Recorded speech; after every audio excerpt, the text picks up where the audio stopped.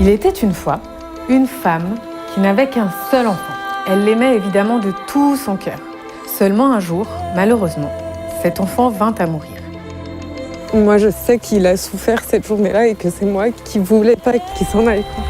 Elle se sentit alors complètement envahie par la tristesse. Elle ressentait une douleur immense.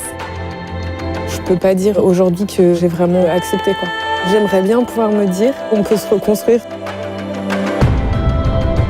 Elle voyagea de village en village. Elle parcourut tout le pays.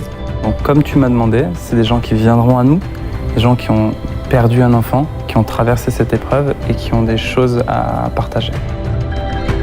On va passer par les plus beaux endroits de la Drôme. Et puis avoir quelques surprises sur le chemin. Pour toi, qu'est-ce que c'est la mort? Comment est-ce que tu as trouvé du soutien? Je me sentais coupable de vivre encore. Je donnerai tout pour ne pas avoir vécu cette épreuve. Et la souffrance était insupportable. Je voulais y mettre fin. Qu'est-ce qui a fait que tu as tenu justement jour après jour, qu'il y a eu d'autres pensées qui sont venues et qui étaient plus fortes que ça? Qu'est-ce qui t'a aidé à te reconstruire? Faire son deuil, pour moi, n'a absolument aucun sens parce que ça suppose qu'on commence quelque chose et qu'on le termine. Il y a cette intelligence de ton esprit, de tout ton être qui œuvre jour après jour à reconstruire et ça va ouvrir des portes que tu penses fermées à tout jamais.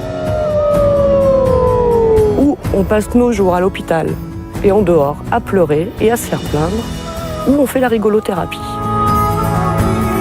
Les vivants ferment les yeux des morts et les morts ouvrent les yeux des vivants. Je voudrais dire à tout le monde, mais oui, ça vaut le coup de vivre, ça vaut le coup d'accepter. Amande, fais tout ce que tu peux pour vivre.